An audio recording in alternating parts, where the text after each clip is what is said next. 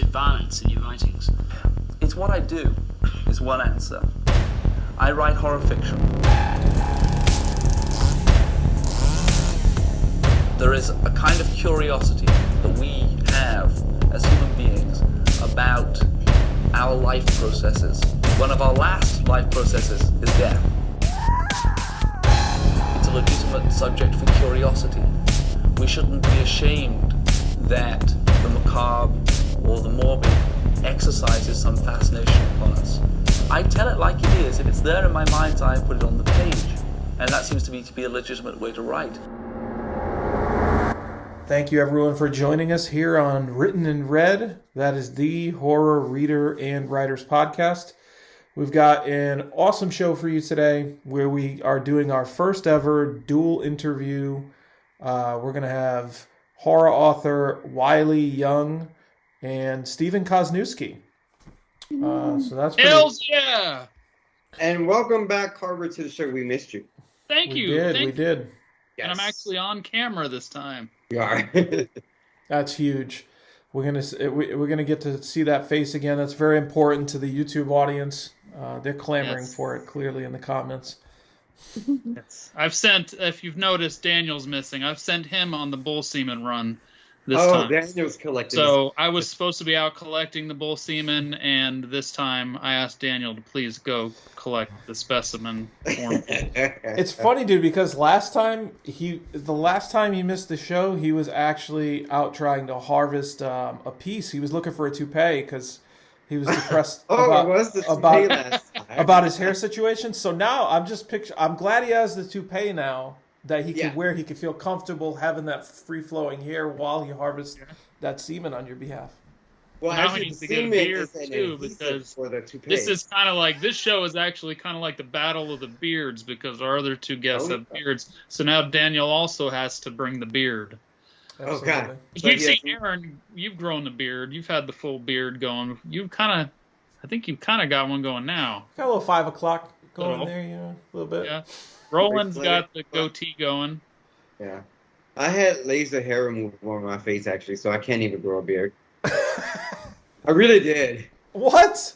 Yeah. Like, what does that mean? They just burn the hair off permanent? Really? Yeah, it's like, I didn't want it to grow hair because it was stupid. Well, you not just don't. stupid. You guys look beautiful. So you now are like that forever. You can never. Well, it actually. This is a fucking Written in Red exclusive. This is insane. It is. This is No, insane. I did Fucking mind blowing. Back. This is mind boggling. Oh, Carver, by the way, your pajama party was fucking excellent. That was so much fun. Oh, thank you. I was so pissed because I couldn't stay the whole time. But the part that I did stay for, I was there for the beginning, and then I left for a little while. Then I came back. But it was so much fun. So you should definitely do it again. If you don't know what he's talking about, in my group on Facebook, in the Carver's Block group, I did like an old-fashioned takeover that I called Carver's Backyard Pajama Party or something like that. I can't remember, something like that. Backyard Costume Party, right?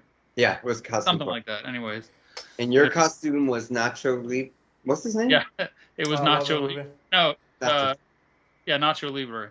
Okay, yes. Yeah. And mine was, of course, a merman. I wanted to attend the party, but I actually had my first film experience where what's that? Oh, no, go ahead. I'm listening. Oh no, I was just saying, I was an extra in a horror film that day, so really I got to watch a man wash another man's feet and be a member of a cult. So that's cool. Yeah, it was pretty fun. But, that's pretty cool.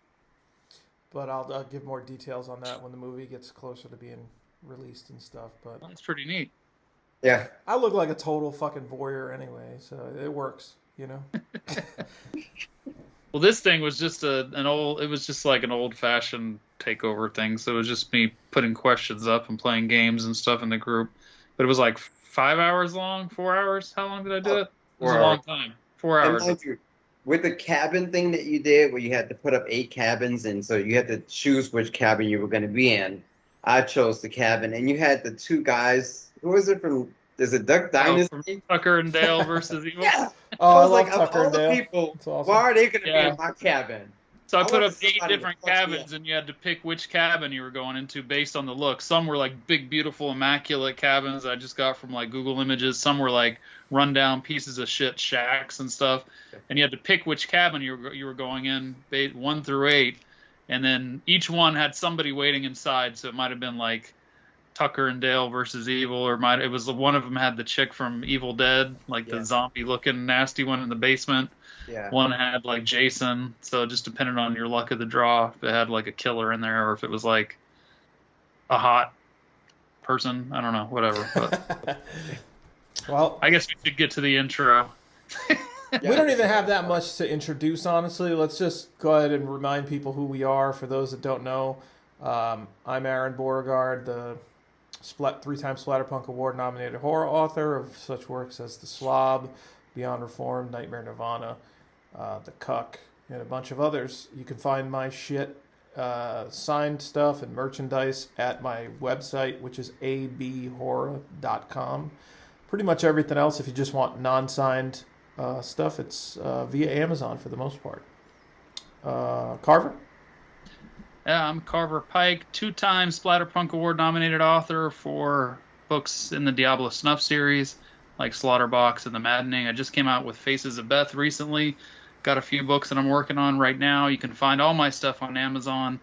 If you want signed copies, you can reach out at carverpike@gmail.com or reach out to me on pretty much any of the social media sites. Facebook, I'm pretty good at getting back to people pretty quickly. So I've got pretty much all my books on hand, except maybe Faces of Beth right now. I need to order more of those, but if you reach out to me and want it signed, I'm sure I can get you a copy. Roland? Roland Bursey Jr., author of Unbortion, winner of the 2020 American Fiction Awards, and finalist in the 2019 International Book Awards.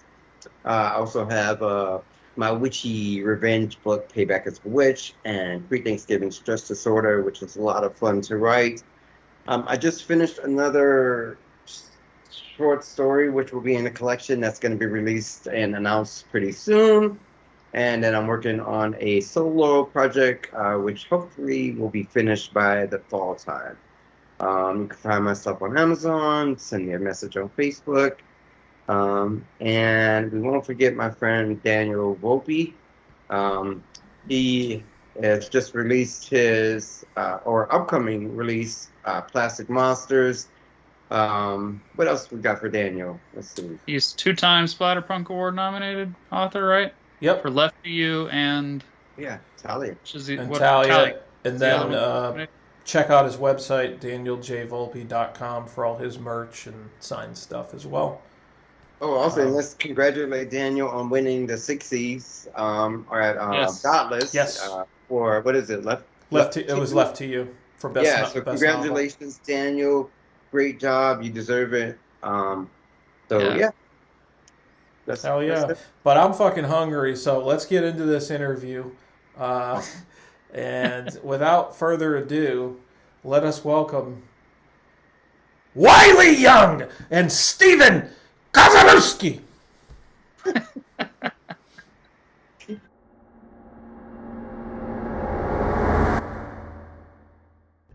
Thank you, everyone, for joining us here on Written in Red for the interview segment. We have 2 of our friends that we're very fortunate to have grace the digital stage with us here. We were able to meet them at Scares That Care. Obviously, you probably know Wile E. Young for his book, The Magpie Coffin, which won the Splatterpunk Award I believe that was last year, right? On that one. And then also Stephen Kozeniewski, a 2-time Splatterpunk Award nominee. And I was actually listening to I think it's your first book, Brain Eater Jones, on Audible today. I think about halfway through. So we'll talk about all that. But really we're here to kind of talk quite a bit about the collaborations that you guys have done, which you guys pretty much carried the torch on a legendary series, and came out with Clickers Never Die. That's a relatively recent release, right? Is that one? March of this year. Yes, Oh, it was nice. really. But that's not the first time you guys have collaborated. You've also wrote the Perfectly Fine House together, which both of those are available on Amazon. And are they on Godless too, as well? I don't think so. No, not so far. They're both through traditional publishers, so we'd have to talk to CV Hunt and David Neal Wilson about that. But yeah, maybe we'll run it by them. Cool. Well, guys, thanks so much for being here with us. It was great to meet you guys at Scares That Care, and you guys have been at this for quite some time. I think maybe we could just start with Wile E. Young. Could you tell us a little bit about sort of how you got started in writing, and what brought you to the point where you won the freaking Splatterpunk Award last year, man? All right, well, so when I got started in writing, I guess, is around high school. Like, I started doing little drabbles kind of things, fan fiction of much better series that with my own twists to them. And then graduated from that. When I went to college, it took me 4 years over my college career, but I wrote my first novel, and it's absolute garbage, and it never needs to see the light of day. But I actually tried to submit it a few times, but at the time I was like, this is genius art. No one can understand the brilliance of this. It had like 50 characters and was told in third and first person. And as my wife continuously makes fun of me for this, the monsters all talked in different fonts, and it's going to catch on, I'm telling you. But anyway. That is insane, dude. That's actually kind of brilliant, man. I think it's not. There should be more books like that. Like whenever the idea sounds cool, but I'm picturing it in my head, and it looks like shit. It's like, but the idea is so cool, though. It's like, hey, we talk in regular Times New Roman, but the monster talks in Comic Sans. So, yeah, my wife actually, she's like, whenever I start, getting a little ornery or whatever, she's like, if you don't cut it out, I'm going to send that to Kaz, and he'll never want to be your friend again. Anyway, so I wrote that. I tried to get it published, no go, so I went back to basics. And right after that, I actually had 2 short stories traditionally published. And then, so I was like, okay, I'm on a roll here. I'm doing good. And then I had 5 years of rejections. Oh, wow. Yeah, it happens. It's part of it.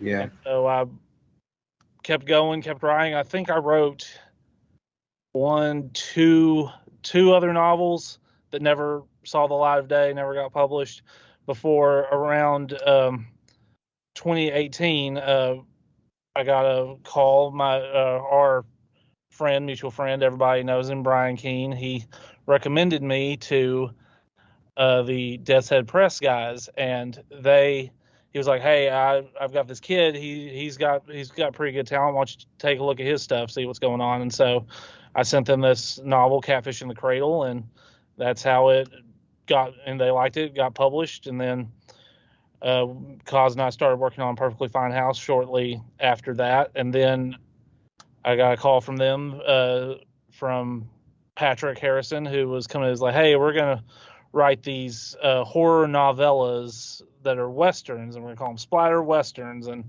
make of that what you will. But would you like to do one? I was like, okay, yeah, sure, I'll do one. I'll write one for a cheap, quick paycheck. Anyway, then it apparently blew up, and and won that award, the Splatterpunk Award for it, and I was very honored to do so. I'm really glad the readers loved it.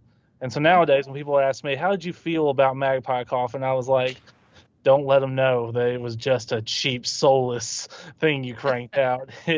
Now I'm like, absolutely, it was the greatest thing. I put so much soul and heart into it. That's awesome. I wasn't there for that interview. I missed that one. Kind of sucked. I missed it, but I did listen to it. I was driving around listening to that interview the other day, and there was a lot riding on that book, man. Did you know there was so much pressure on you for that book? Like, the way he tells it, that book was like make it or break it for that whole fucking series. Like, It was either that book was going to do well or the series was going to fail, basically. It was Did you know that all that pressure was on you? I knew a little bit, but I just tried to do the best I could with. I was like, just make this a fun, interesting story, and I kind of set some ground rules for myself with it to kind of separate it out from. It had the label of splatter western, so I thought that should mean something. And to separate it from just Weird West, I was like, so no non-human monsters, no overt magic, make it all kind of subtle, but turn the violence way, way up. And so to me, I feel like that's why it worked. The other novels that you mentioned that you did back in like 2018, you still have those and someday hope to publish them? No, absolutely not. Okay. I still have them. So the university, which was the first one, the university book 1, because it was going to be 4. It's still around. It still exists, but I never tried to submit it. Then the second one was called Don't Reel In, and a lot of that actually got recycled and put into Catfishing the Cradle. So it's just kind of an evolution of that. And then the third one was called The Admirer, and it still exists. I might try to go back and do something with that, but it would need that was very early in my career. I feel like I've become a much stronger writer at this point, and it needs a touch up. Nice. Okay. Yeah, it's kind of like, I know, like Jeff Stram, I think it was at KillerCon last year, he was kind of talking about that, and he was like, early in your career, you may publish some things that like you wish you didn't, you know what I mean? So maybe you did yourself a favor with some of the early stuff. Some other people put stuff out and it just kind of, sandbags them a little bit, I think. So maybe that it's interesting that he said he kept some of it and was able to recycle it into another book, because we've talked about that in past episodes too. Like how many authors, and I've done it myself, I've gone back and just fucking trashed books, just threw away just tons of notebooks, and I'm still kicking myself for it because it's so much, wasted words that could have been used somewhere else, I'm sure, at some point. So it's kind of cool that you're able to.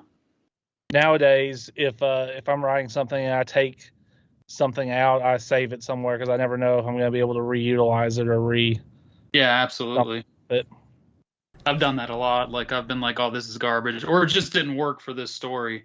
So I've saved it and then been able to copy and paste it somewhere else completely different and used it in a whole different story where, it was garbage in one place but made total sense somewhere else. So yeah, because like Wile E was saying, because you evolve as a writer, and then like, maybe the idea is still an awesome idea, and that general premise can be utilized still in some of the stuff, but that's cool. Thank you for that kind of abbreviated walkthrough, but I definitely want to talk a little bit about soon, like how you guys met as well. But first, I'd like to hear Stephen, if you don't mind, kind of giving us a little image of your journey, I guess.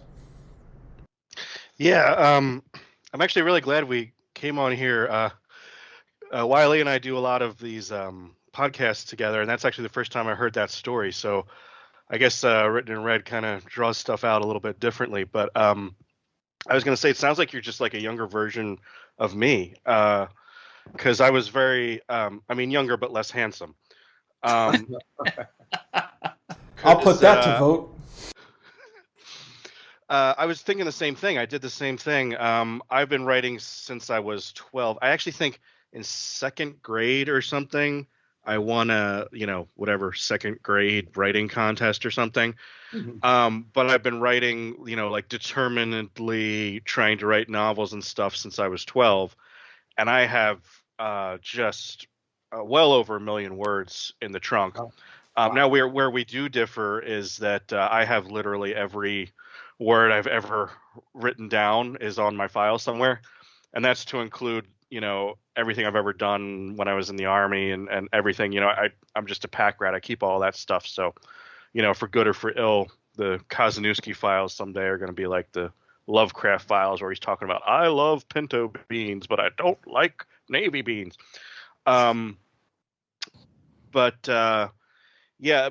So, like I jumped forward, Carver and I were talking a little bit before we started recording about, our time in the service. So, I was writing. I wrote all throughout college. And then I joined the Army, and I was like, oh, well, you're a big bad officer now. You can't bring, shame upon the Army by publishing one of these, books. So I really feel like in some ways I kind of let what we now think of as the good old days of the 90s and the early 2000s like get past me.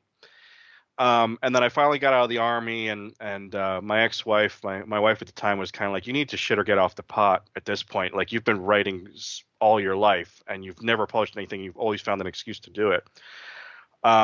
So around 2009, I sat down and actively started trying to get published. And then, a lot like Wile E. Young said, it took until about 2013 before I actually got Brain Eater Jones picked up by some, I appreciate them for picking it up, but it was a very, very small press. Then, once I had that in hand, and this is something I always tell, the younger writers and the neophytes, it's like, there's such a difference between being like, I want to be a writer someday, and actually having something physical, even if it's terrible, in your hands. Because then I was able to go and meet Brian and very briefly JF Gonzalez, and I was like, here's a copy of Brain Eater Jones, you guys are my heroes and everything. And of course, I'm like, I already signed it, so I wouldn't be shaky. And of course, he's like, oh yeah, put your phone number and your email address on there. So I'm writing with my hands shaking, trying to write in this book. And then, kept publishing a few horror novels and sci-fi novels.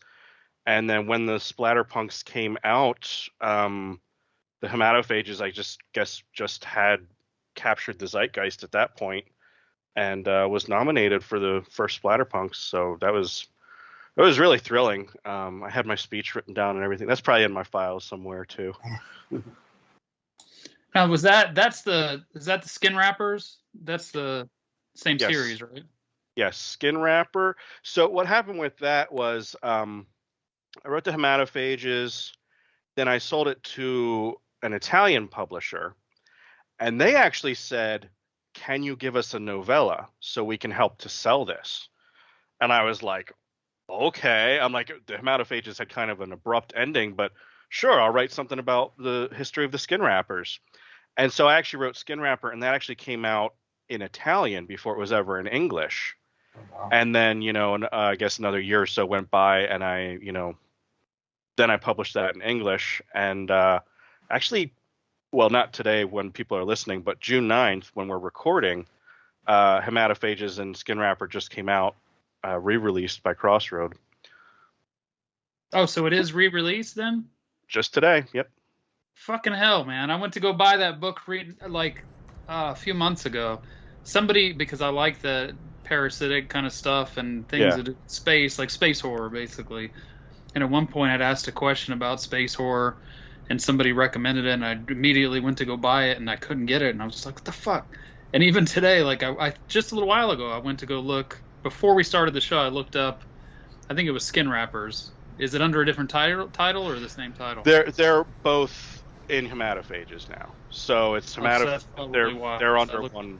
Yeah. The cover looks really cool. It's like the neon, kind of like the neon pink and purple and the eyeball thing. That just looks dope. Well, I'm buying that shit like fucking as we speak. Awesome. What did I describe it as last night? Cause the neon 80s wrapped up with your parasitic blood drinking creatures in space. Yeah. Have you guys always both has it always been horror, or do you like other genres as well?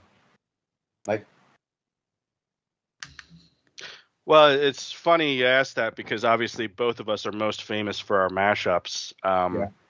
So Brain Eater Jones is like a noir mystery and horror, and Hematophages is sci-fi and horror. Okay. And you've done Western horror. Yep, Western horror and Southern Gothic horror from the first one. Okay, nice.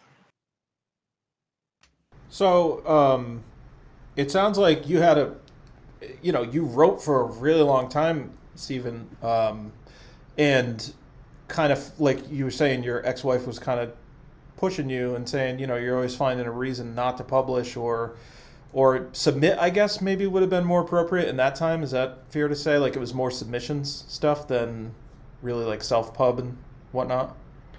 Oh yeah. That was still. It's such a funny time. I've watched this evolution in real time because I remember I was such a dork. I got on the computer in 2009 and I was just got on Google and was like, how do you get published? And everyone at the time was like, do not fucking self-publish. This is, complete garbage. This is before even I think 50 Shades of Grey had come out and all that stuff that kind of, J.A. Conrath and all the things that kind of blew the lids off of that. And yeah, it was like, you will find an agent. It is going to be a long slog. It's going to be a years long process. And like I said, I eventually, lowered my scope and was like, okay, we could go with a small publisher and see how it pans out. And as I was going through this process, self-publishing just did a complete 180. And now a lot of people, swear that that's the way to go, including some of the people in this chat. Now that I think about it, it's funny though, like because Ron Kelly was saying the same thing too. Like he was like, yeah, like it was kind of a bad look. Like, you know what I mean? You wouldn't be taken seriously around, especially around when it was like in its infantile stages. And then, like you said, you had a few people that sort of changed the landscape. But I think as we like look at society as a whole almost, and like just people who are creators, whether it be music, film, of course, what we do, writing, like all of that stuff now, you can do it yourself essentially, and like there it's more self-created and less reliance, which I think is awesome. It's a give and take because, sometimes there are going to be people that maybe don't have the full scope of, how do you say, attributes to refine it enough, but a lot of people that would have never been discovered or had a platform can get one as a result, which is pretty cool. Now, both of you guys, though, I think, correct me if I'm wrong, you guys don't self-publish, right? Is that correct? It's mostly all press for you guys, small press typically? Yep. I haven't self-published yet. It's not outside the realm of possibility, I guess. It hasn't piqued my interest so far. That it's more for me is it really depends on the circumstances. Like, is this a passion project for me that I really want to see manifest into the world, even if I have to do it myself? Then yeah, absolutely. If not, we'll shop it around and maybe let it sleep for a little bit until something happens, and maybe later the atmosphere will be more right for something like that to come out. Yeah. So I've self-published once, and I don't know if this is too long of a story or not, but that was more by necessity than anything else. So like you guys said, I've developed this reputation as a horror author and, to a lesser extent, science fiction. And I wrote this novel that was kind of like Catch-22 or, MASH or something. It was just like kind of my military experiences, and it was kind of quirky and humorous and, a little bit dark and that kind of thing. And I was like, I don't even know if I can sell this as a Stephen Kozeniewski novel. And of all things, I got an agent for it. And this was around 2018. And, my agent sold it all over New York. And I don't know if this is just what they do, but I got the most beautiful rejections. Like, how your rejections are usually like, sorry, no time in the hopper. Yeah. And these ones, they were like, this is an exquisite, breathtaking work that's going to change the landscape, but not for us. And, she went to Hollywood and she was talking about, maybe we sell the movie rights first and then that kind of presses the book rights and that kind of thing.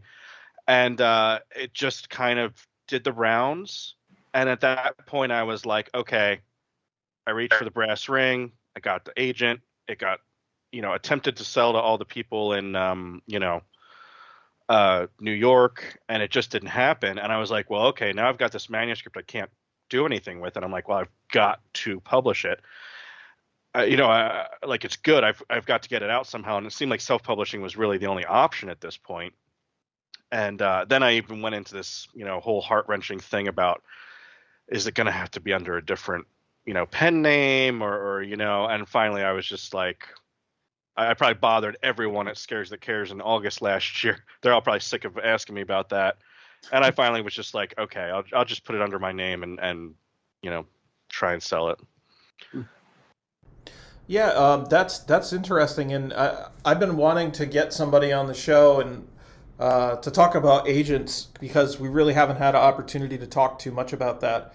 What was that process like as far as acquiring an agent? Because I know it could be, they have to accept your work and believe in it to some extent. Otherwise, it's obviously a waste of their time. So obviously, you had something with the book that you were like really close on. If you found an agent, and then also these sweet ass rejection letters. But yeah, what was that process kind of like? I think people would really like to learn about that. Oh, sure. So I have no ill will towards her. I don't think she has any ill will towards me. It was Nikki Terpolowski of Holloway Lit. So it was kind of a funny story. So like I said, this whole time frame, even up to today, I'm trying to get an agent. And what that process looks like for the listeners is you write a letter, and it's a very specific, very standardized format. It's like, Dear Aaron, log line. So like, have you ever wondered what would happen if a zombie tried to solve his own murder? I would like you to represent Brain Eater Jones, which is 50,000 words horror mystery. I am Stephen Kozeniewski. I've done such and such. And then basically the back cover of the book. And then, you sign off. And you have this letter. It's called a query letter. And then you send that out to the agents. And if they like it, they say, send me a partial manuscript. If they like the partial manuscript, they say, send me the full manuscript. And then if they like that, they'll sign a contract. But then, of course, like I was saying, just because you have a contract with an agent, all they're really doing then is trying to sell it to Hachette and Penguin and the big 5 publishers in New York. So there's still no guarantee at that point. So you see where there's all these levels of gatekeeping there that is basically designed to keep you out. And you really have to have that novel ready to just... Oh, yeah. That you have sitting there that you're willing to not do anything else with, because you can't... Usually they won't take a book that's already been self-published or published anywhere else. So you have to have like a book that you're ready to spend a lot of time with this on, basically. So... Which is kind of interesting too, because like, if you're trying to like strive to get to like, oh, I'll make a living off of my writing, then it's like you're really in that conundrum. Like, okay, I can make a certain amount probably off self-publishing it, but do I really want to shoot for the stars? But if you do, then it's like you're holding that up and you're holding up potential revenue. So it's kind of a tricky situation. It is. It is. And I think sometimes what it comes down to for me is they're not going to make a movie or a TV show out of an indie book for the most part. So I'm like, you're gonna need an agent if you want to get into those revenue streams, which in 2022 are almost more important than the actual literary. But that's neither here nor there. So the funny thing about my agent, I don't know if I ever actually even told her this, but she rejected me in like 2016 or something, just through that regular process that I described. And then around 2018, there was a pitch session on Twitter, which kind of like upends that whole system. And the idea is you tweet out your pitch. The PitMad thing? Yeah, PitMad. Exactly. Yeah. But do you have the character restriction? Like it's got to be a real brief pitch, I guess. Yeah. Then, huh? You have to use the hashtag PitMad. Hashtag, on a specific day. Like, I mean, it's set up as like only on this day. I think it's once a quarter, right? Something once like a that. Quarter. Yeah, exactly. PitMad, Pit Dark. Yep, Pit Dark and all of them. And I did that, and this agent, Nikki, liked my pitch. And I was like, you already rejected me, but okay, what the hell? And I sent it and I said, requested materials attached. And she was like, I love it. It's brilliant. It's breathtaking. My husband was in the Air Force. and Air Force. Yeah.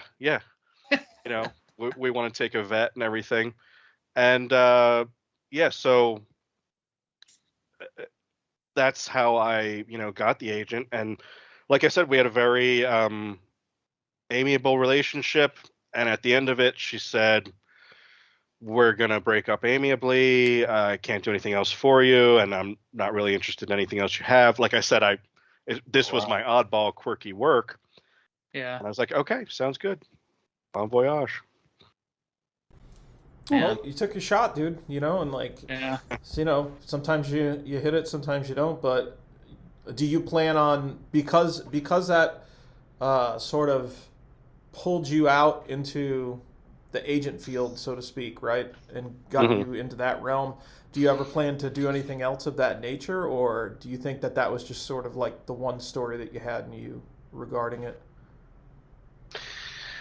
The only other thing regarding my military service, I've sometimes thought about writing something about when I was an ROTC cadet, because I was like, otherwise everything's pretty much in that book. Everything that's good, that's worthwhile, that's amusing is in that book. And I'm sometimes like, are people interested in what ROTC cadets do? I could maybe write a book about that, but that one was kind of a one shot, more or less. What if it was not maybe not military oriented, maybe just about going to the laundromat, heating up tater tots at the end of the evening, something like that? Like Napoleon Dynamite. I guess so, huh? Maybe. Yeah. That book is already written. It's called The Slob. Yeah. Well, actually, now that you've interjected, what about what? How did you? I really want to know how you two met, though. Like, what was your story to bring you guys together to, and like, how did you realize that you had a connection to where you could, write together? We'll get into clickers, but just maybe more generally first, if you don't mind. So there I was at the hotel bar. I was gonna say grinder, but Yeah. No. I don't know if y'all know what that is.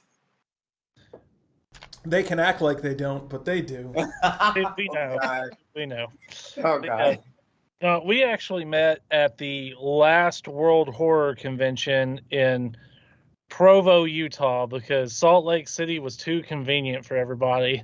let's drive an hour away from the nearest airport. Anyway, so that was the last World Horror Convention there was. We killed it. Yeah, we killed them. They're not coming back. We took care of that for you. And so we attended there. It was I'd say that was a great convention for fans, if not a great convention for the people who were actually vending, because you got to spend a whole lot of time with everyone who was there, because there was not that many people. That's the first time I met Brian, who I stayed up way late into the night to meet. Jack Ketchum was there. It was I know great. shit. I was like, I had dinner with Jack Ketchum at this fucking tiny convention. Yeah. And so we met when Brian had a room party, and we were there, and we just met and just became friends there. And later, how many years later was that? 2 years? Yeah, it was 2 years. That was like 2016, right? The Provo was 2016. Right. And so later, 2 years later, I was getting married, and I flew out to Pennsylvania, and he threw me a bachelor party. And later, after the party was over, we were just kind of sitting around talking, and Kaz came up with his pitch and was asking for my input on some ideas, and we just decided we should co-write that together. And it's one of those things. You weren't seeking co-writing or seeking friends. It just happens. So you guys were at that convention, and then that's where you connected, and then you just kind of kept interacting electronically for a while after that, and just stayed in touch, and then... Yeah. Okay. Well, he's in Oklahoma, and I'm in Pennsylvania, so it's been electronic and everything, but I think you call me every 2 weeks to be like, hey, I just want to make sure you're okay. You know, you seem blue on Twitter right now, and I'm like, yeah, I'm always blue on Twitter. Yeah. But yeah. That is kind of weird now that you say that. I guess we really must have just kept in touch after that. Yeah, there was no like, magical moment. We just became friends, and that was that. It was like it was just like it was already solid from that point. So we went from there. That's awesome. It's cool though, because like I feel like I got to have my first experience like that recently when I met you guys, and like John Wayne and Chris and just all you guys, and it was cool. So it's like it could be a trajectory altering thing, and open up a lot of doors to different stuff, which for you guys it's awesome. I mean, you carried the torch on a legendary series. How did that come about? Was that something where you guys sort of pitched an idea? Were you nervous? I know you guys are kind of like very buddy with Brian Keene now, and it's like it's like almost like a family vibe is how I would describe it. But at the time when you pitched that, was it like, did you feel like a lot of pressure, or did he suggest it? Maybe, I don't know. I don't even know. Yeah, we got voluntold. Well, so like I said earlier, I met Brian and Gonzalez in 2013. And, I was just like the asshole at the, signing. It was like, hey, can you sign my books? And I kind of thought that would be the end of it. And then he started a podcast. And I also had no idea. So that signing was in Lancaster, Pennsylvania, which is like where I went to, college and everything. And he started the podcast. And I think he said something along the lines of, if you're an author in Pennsylvania, like get in touch with me or something. And I was like, I didn't even know he lived in PA. I just thought he was doing a signing there, and it turns out he lives like, half an hour or so from me. Wow. And I went down and I did the podcast. And then again, I thought that would be the end of it. And then every time that the podcast needed like, oh, we're doing a thing about, 5 people that did X, Y, and Z, and he needed a 5th person, he'd call me. And, after a couple of years of, just seeing each other professionally, we got to go to parties and, and he told me, so I was going through my divorce, and he told me, you're going to Provo and you're not vending. You're just going to Provo to recharge your batteries and learn like, what being part of this community is like. And I was like, okay, I'll go meet Wile E. Young or whoever. But yeah, I mean, at this point, it's like I think we're very close friends. So that led to. So I guess we really, Wile E., I think we have Perfectly Fine House to thank or to blame, because we had finally done a collaboration together. So I think we had proof of concept. We're like, we can physically do this. And then he knew we were both fans of Jesus's work as well. Right.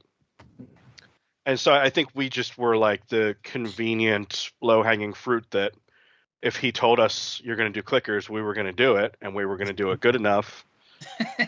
He was like, y'all are just the warm-up act for Daniel Volpe and Roland Burst. Yeah. Oh, Lord. I'm stressed. Well, I think that's you said when he first announced it, he was like, "We're gonna make this a tribute to Jesus," and he was one of the first Hispanic writers, so I've picked these 2 white boys from Pennsylvania and Oklahoma to carry on that legacy. That's great. That's awesome. No, that's great though. So, do you guys? So you've done 2. I mean, will there be something in the future? You think you already have something on tap? Give them faces. Should we give them a written in red? It's not really a written in red because this is like our 3rd interview this week. But yeah, should we give them a written in red exclusive? Absolutely. Do you want to do it? Yeah, sure. So at AuthorCon, where y'all were, after y'all had trundled off to bed for the evening, we we talked to Paul Goblerch at Thunderstorm and got a nice little verbal agreement for his. I don't know if you're aware of Thunderstorm Books' Versus line. They have the first one was Clickers versus Zombies, and then there was Scum Janitors versus Zombies. I think I don't remember. Janitors versus Zombies. Janitors versus Zombies. Now they have Triana's doing the slasher movie versus the remake or something. Yeah, and so we're doing Salem versus the Hematophages. Oh, awesome! Oh, Yeah, so I pitched this. I pitched this to him, and I was like, "It's never going to happen." But I was like, "We need to get Mary San Giovanni and Paul Goblerch into a room together." I'm like, "We need to do a versus." But I had just read Mary's Behind the Door, and Behind the Door it's about a literal door in Pennsylvania that like leads to like cosmic planes and stuff. And I was like, "That's our in." I'm like, the Black Magpie, he's been to Pennsylvania because you mentioned in the book he knows powwow, which is like our local voodoo kind of tradition. Yeah, it's not voodoo, but it's the local Pennsylvania magic thing. That tradition. Yeah. So I was like, you've mentioned he knows powwow. That means he's been to Pennsylvania. That means he was probably close to the door, if the door exists in this universe. And I was like, if we get Mary on board, we can have the Hematophages come through the door. And if we get Paul on board, we can have Black Magpie versus Hematophages. Oh, badass. Congratulations. That's awesome, guys. Congrats. Have you guys already started working on it? Yeah, Kaz came up with a treatment for it, which I really enjoy. There's this one particular scene. I was like, that's fantastic. I love it. We're just having to kind of sort out some of the like minor details to keep it, canon with Salem's story as a whole. Mm-hmm. Because so I'm doing something it's all up here, but I'm actually sitting down and writing out a whole in-universe Bible now of Salem's story from beginning to end, so that all the details can be correct. Do you normally do that have you done that with your other stuff where you wrote out like an outline, or you kind of fly by the seat of your pants? I feel like all writing to an extent, even when you're outlining, is flying by the seat of your pants. But no, we did outlines for both Perfectly Fine House and Clickers. Oh, yes. Okay. But they were two very separate kinds of outlining. Kaz, you want to tell them about that? Yeah. So with the Perfectly Fine House, we had never worked together. And I said, okay, so here's my plan. We're going to have two viewpoint characters. And because it takes place in a world where ghosts are real, I was like, they're going to be twins, right? But the one twin, is like 35, 40. And the other one's also like technically 35, 40, but died when he was like 20. So he's kind of like in a state of arrested development. Mm-hmm. So we're going to have the really like wrapped tight, sister who's kind of like, wrapped around the axle. And then the really kind of freewheeling, like irresponsible brother. And then I'm like, I'll do the wrapped tight one and you do the irresponsible one. And then if there's any like immaturity in the writing for yours, then that'll just like seem like part of the, like we baked that in, like that was deliberate. Nice. So then we just kind of traded off chapters, and it was literally just like A, B, A, B, A, B, A, B. And then Clickers at that point, we were both very different, and you can talk about that. Oh yeah, so we came up with an outline for it, and we stuck to it up until about halfway through, and then we just went wild, basically. We're making up all kinds of stuff, and this is gonna happen, and this is gonna happen, and this is gonna happen, and then it just kind of exploded onto the page, which I feel is a good Clickers analogy. Everything explodes. But that's cool though. Two completely different sort of approaches, and I find that that approach, like the character swapping sort of back and forth, is super easy. I really don't think it's difficult because you don't have to really mask that. You don't have to create that one voice, I guess. you have Yeah. two voices. So I found when I was doing that too that it was like I loved it because so a lot of times when you're writing something by yourself, you'll sort of be like, oh man, like this is it's a lot of work to increase the word count. But when you're doing a trade off with somebody like that, it's like you write a chapter, they write a chapter, and you can get a lot of momentum, and then before you know it, you're almost there, which is pretty fucking cool. I'm looking forward to trying to do something like you guys did with Clickers, where you sort of got to find that one voice. Did you guys do a lot of rewriting and things like that? Just sort of going over each other's work and tweaking it. Yeah. With Clickers, Wile E did a lot more writing than I did, but I did a lot more editing than he did. So I think it was nice that our styles kind of were complementary in that sense. And, I got to, since he had a lot of Marine Corps characters, that was where I got to pull in my, military background.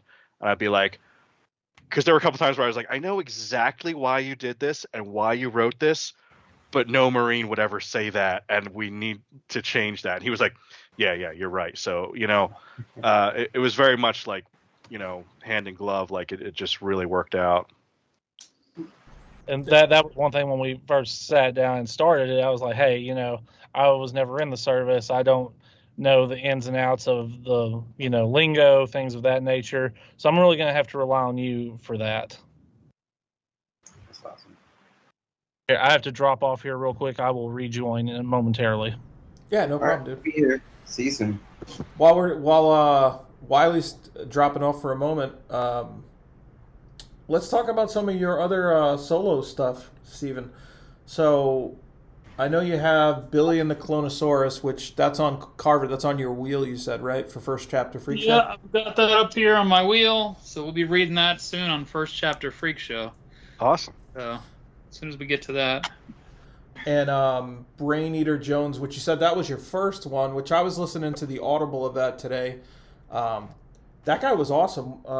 Steve Rimpici. He was really good. He had a lot of versatility, and I'm a big fan of like detective pulp and noir, and so I thought that was really a fun book. Told from the first person, sort of figuring out what's going on along the way. And I know you also, I think you mentioned earlier though, Skin Wrapper and what was the follow up? The Hematophages. Yes, and that one's been translated too, right? Yes. Yeah, so that appears in Italian, both of those. So yeah, there's a lot of stuff to talk about there, but Hematophages was it's kind of been one of my most popular books, except for maybe Brain Eater, and I can't tell if that's just because Brain Eater's older and has more of a fan base or not. But Hematophages definitely came out of the gate swinging, and that was my big. I sometimes call it's like Office Space in space. Mm-hmm. And what I was doing when I put that together. And I knew I wanted to do sort of the science fiction-y vampire thing, but I didn't want to just do, like Life Force or like a literal, here's a connection to bats and here's a connection to coffins and that kind of nonsense. So I came up with the idea of the eel-like aliens live in your brain and they pop out and they drink your blood. But when I was writing it, I really wanted to do something different with the science fiction piece. And I was like, I feel like every book I read, it's kind of like Star Trek. It's like you have the captain and you have the trusty crew and, sometimes they fight, but basically you have that military thing. And I was like, I'd like to see a spaceship that does things differently, that maybe does things inefficiently. And I talked about maybe you have like a royal court on a spaceship with like jesters and queens and ladies in waitings and stuff, and I was like, maybe I'll tackle that another time. Then I came up with the idea of a corporate boardroom essentially on a spaceship, And I'm like, I know, things like aliens and everything, they all have the evil corporation, but I was like, I feel like even when the corporation is evil, it's still just Captain Kirk and Spock, and everybody's just like, oh yeah, well, while we're on the ship, we have this military thing. And I was like, I want to see them, having to bicker with the Union about overtime rules and stuff. So, that was my intent, was to really send up the corporate white collar world, but also to have them go deep into space and deal with these vampiric, space parasite monsters. While bitching about PS reports. Yeah, exactly. Yeah, that's an interesting twist. I like that. Thank you. Yeah. And how many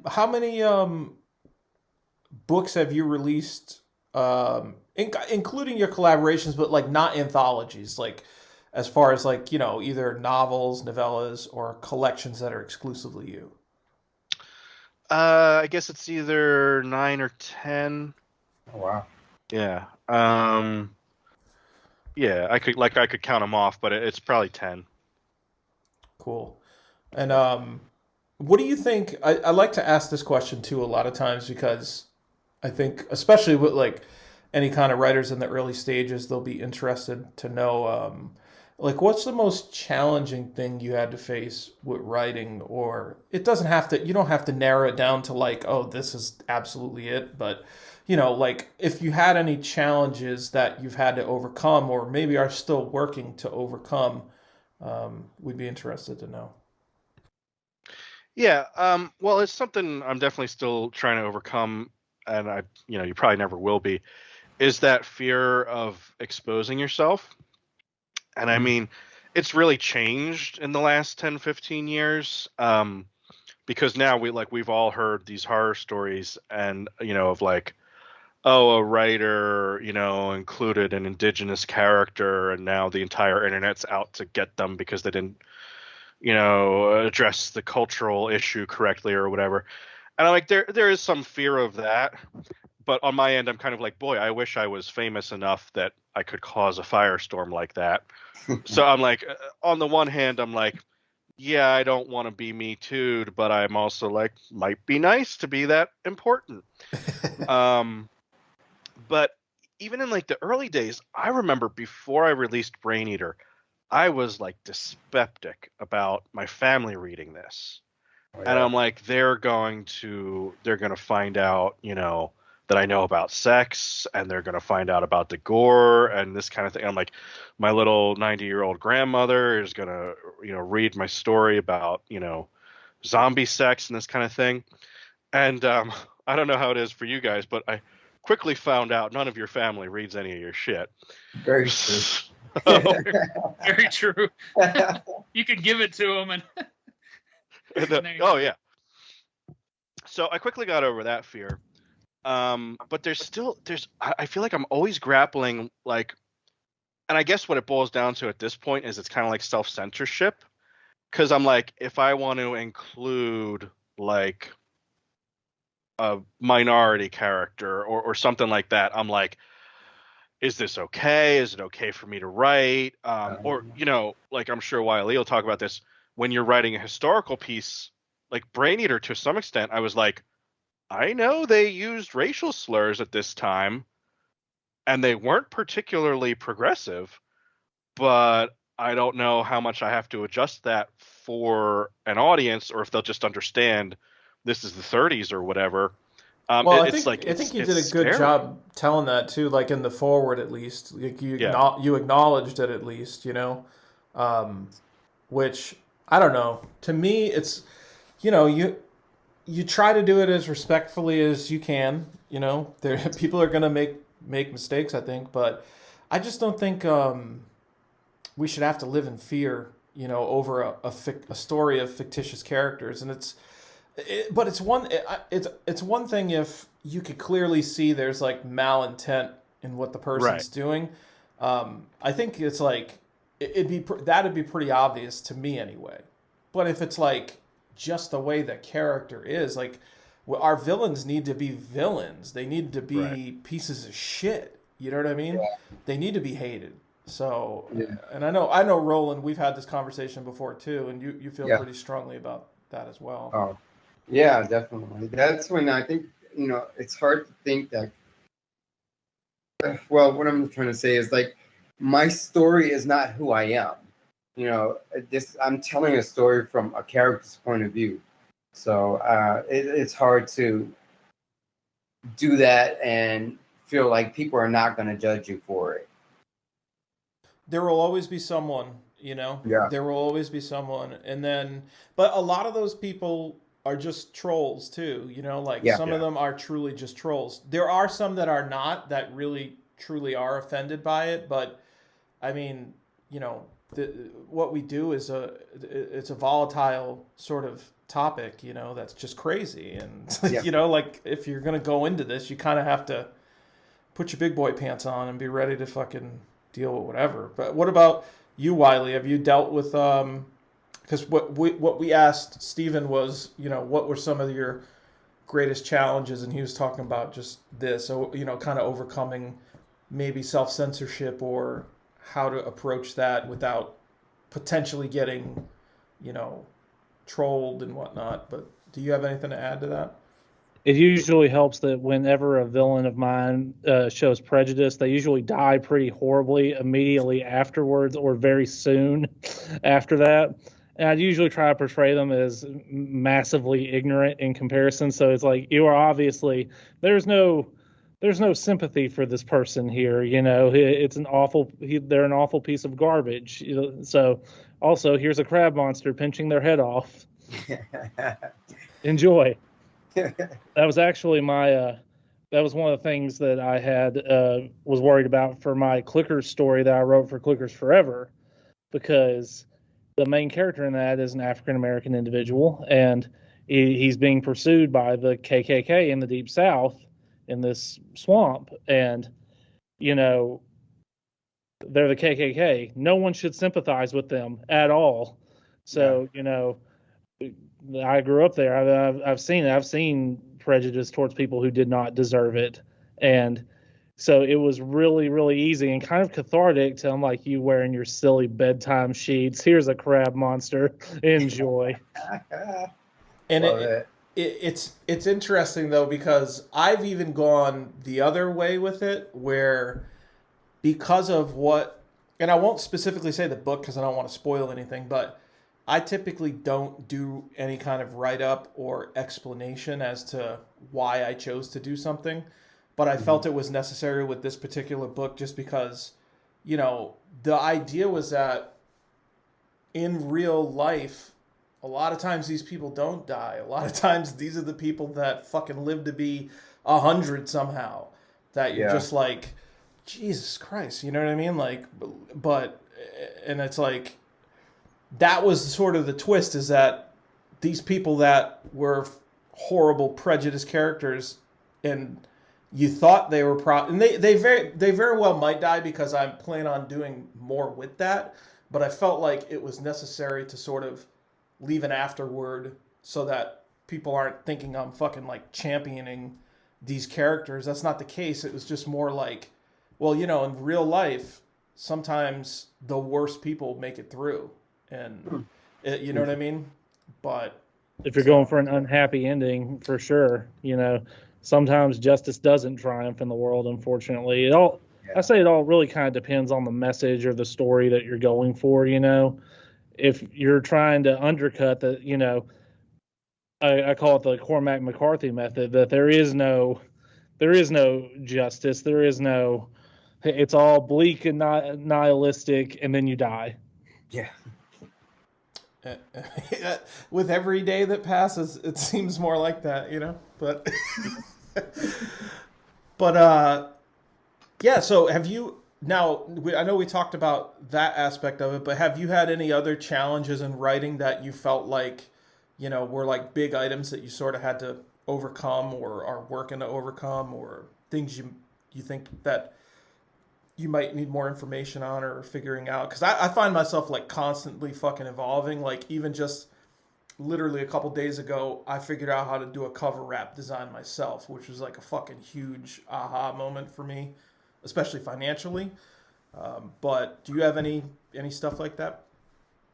There's two things that I'm still working on both. The one is getting your head into a character's head that is so radically different from you.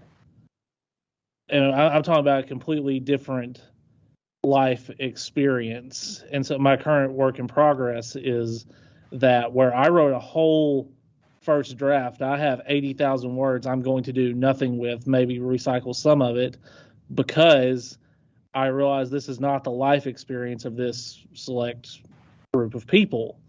And so I went all the way back to square one and started trying to find interviews and things of that nature to really get into that headspace and make sure that this isn't some disingenuous, take on this kind of life experience.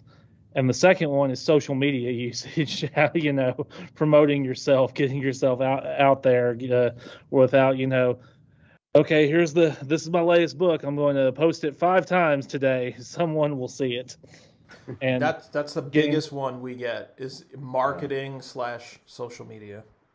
And people think it's all just going to be, easy peasy. I'm just going to write this book and then, send it to the publisher, and then it's going to be, smooth sailing with my tens of dollars. But now it's all such a balancing game too, because people think you can come on and, like you said, just blast, show your book so many times and it'll all just fall in place and stuff. But you have to actually get on and talk to people and get to know everybody and stuff like that.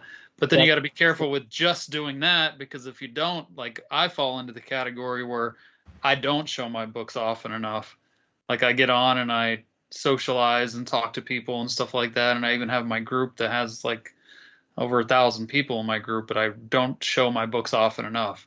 Yeah. Like, I don't even mention my work that often. So I need to way more often, I think. But it's a balancing act. It's really kind of hard to wrap your head around. Step aside, writer's block. There's a new boss in town, the algorithm.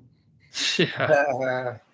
Well, then it's like on top of that, you get too wrapped up in that.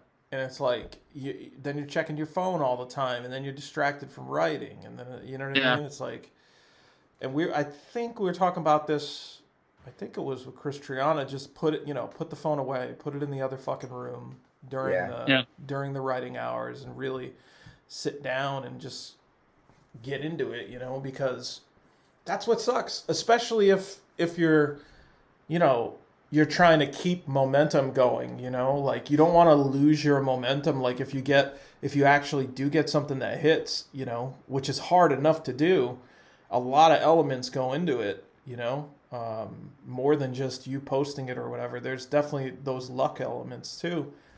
It's like, you want to make sure you're keeping that momentum up, but it's tricky. There's no fucking science really for it, But do you guys have like certain times? We'll start with Stephen, that you guys write, or do you have? How do you go about the writing process? So I do have certain times that I write, which for reasons depending on who watches this video, I can't elaborate on. And, I know what you mean. Yep. And I also have 2 other times I write. I write immediately when I get up in the morning. Like I'll go work out for a minute, and then I'll come back and write a little bit, and then right before I go to bed at night, I'll try to. Basically, I have it like scheduled out through the day. I'm going to do this much in this time period. I'm going to do this much in this time period. And I'm going to do this much in this time period. Nice. And what about you, Stephen? I like to write when Wile E's having a family barbecue, so that I can yank him away from his entire family. And I'm going to be like, I'm sorry, everyone. I have to go write with go edit for 5 hours. Tell me how the ribs are. Happy birthday, Dad.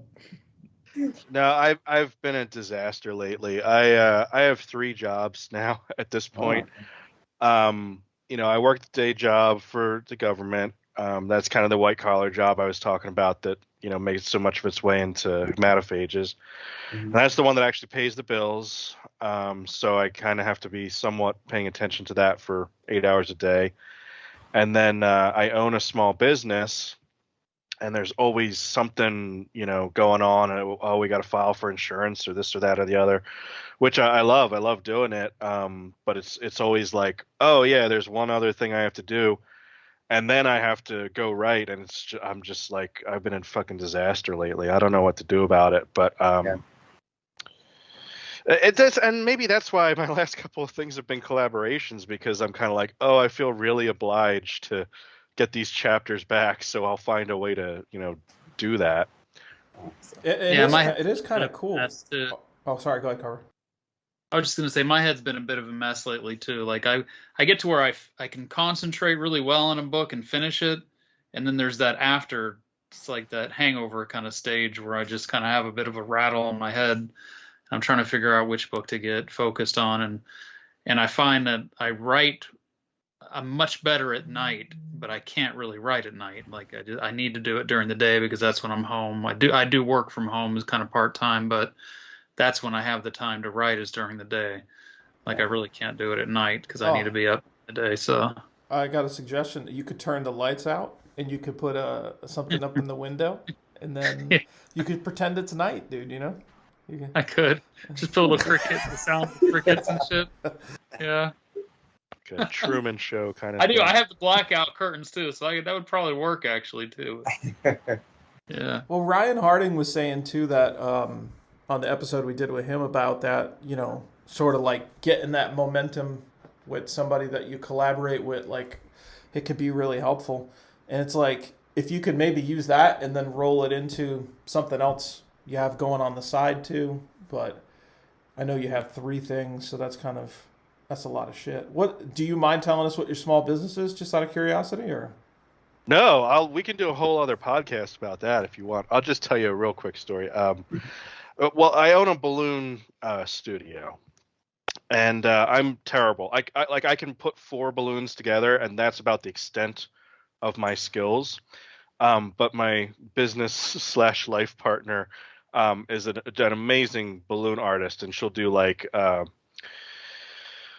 she'll do an arch that you can drive under. She'll do like a life-size. She did a life-size Mad Scientist for Halloween, and all kinds of crazy sculptures like you would never think you could do with balloons.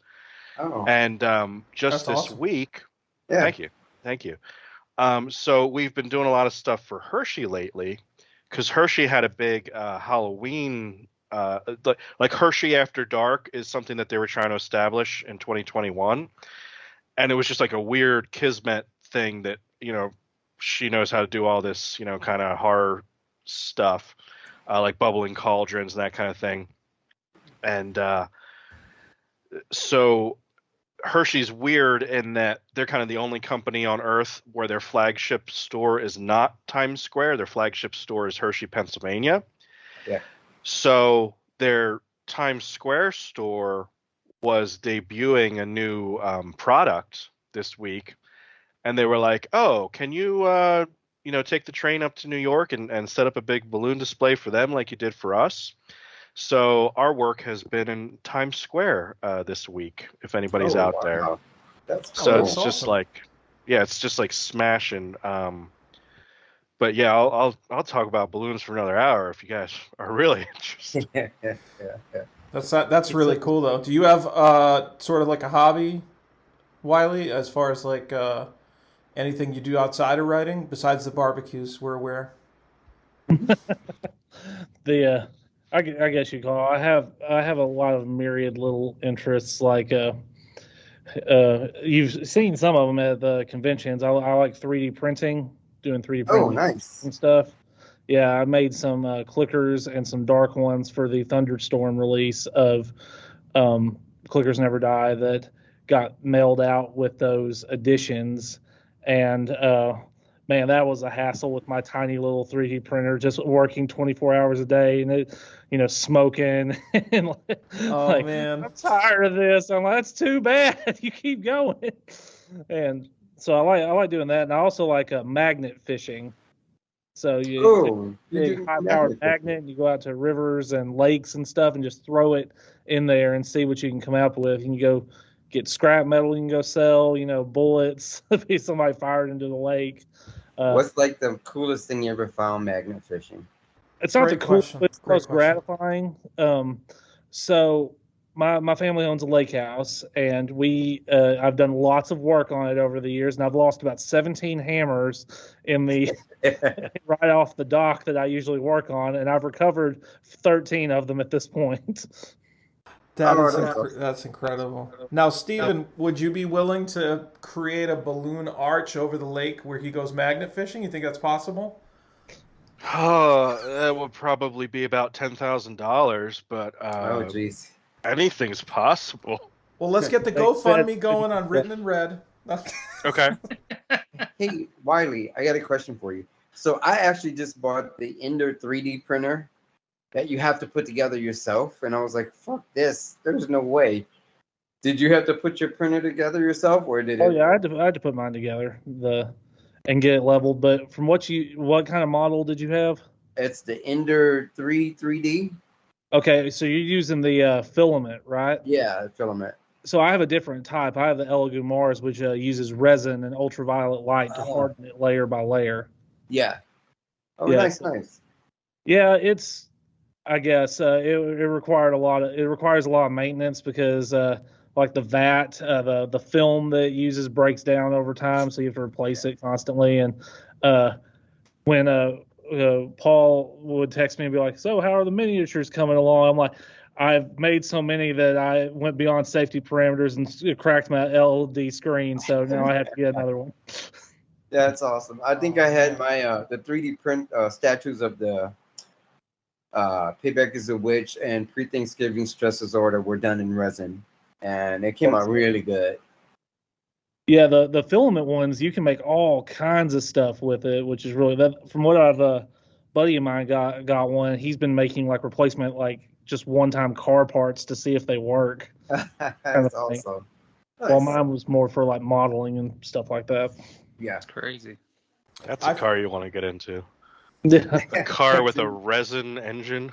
Hey, but now all I can say is, those old DVD commercials. You wouldn't download a car. A car? Well, guess what? I would. I feel compelled to tell you guys about the cotton candy machine my wife bought recently now. Oh. Yeah. I never did it before, but she wasn't very good at it, so I got in there, man, and I was a regular carny. I was fucking big ass ball, dude. It's just insane. It's insane, guys. Did it taste good? You Like project regular big carny energy. The carny scumbag, right? Yeah, like it was good rolling, and there was many flavors. The least of which I enjoyed was the orange, but everything else was pretty awesome. Okay, awesome. Steven, have you ever done stand-up comedy? No, it's weird that you say that.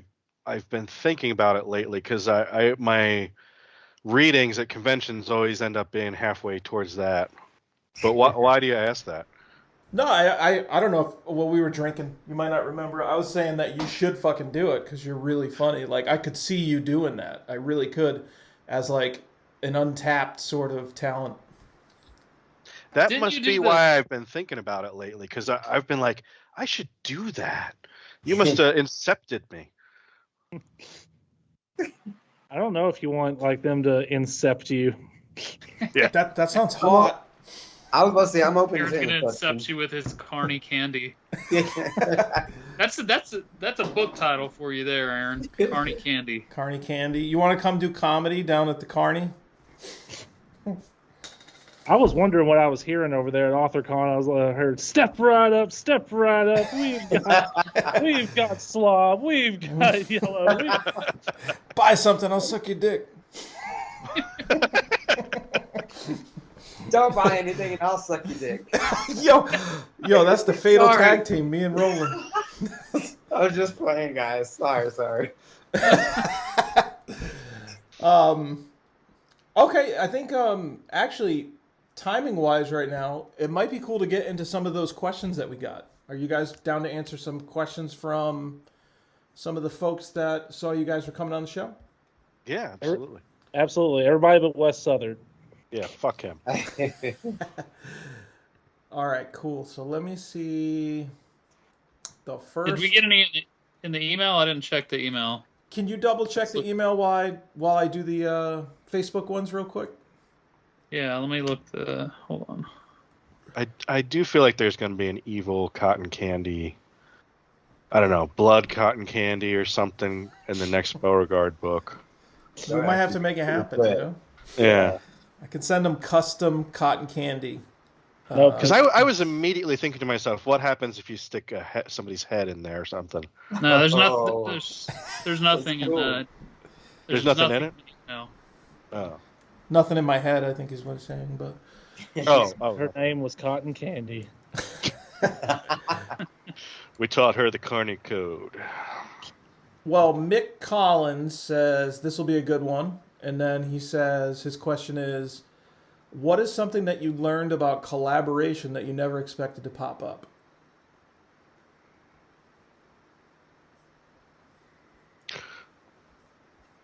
You got an answer? You first. Oh, me first. Mhm. I never thought that my collaborator would be able to help me with my issues. I guess that sounds like super egotistical, but I was like, it was really, I really thought that, we would both be bringing a bunch to the table and mashing it together. But there were definitely times when we went past that and we went into like, hey, I was trying to work on this chapter and I couldn't figure it out. And then Wile E would be like, oh, well, why don't you do this and this and this? And I'd be like, oh, yeah, that's great. So it's really like, I think one of the reasons we have such a good working relationship is that it's not just like you write your part and I write my part. Like we really, there's that. Oh, we got a like from somebody. There's really that aspect where it's like when you're getting drunk talking to Aaron Beauregard at a convention and he helps you work through, I didn't really want to be a writer. I wanted to be a comedian. It's really great having a collaborator like that. Good answer.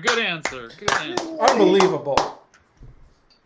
Man, mine's going to seem like really crap in comparison. No, better step up, man. You got to match his energy.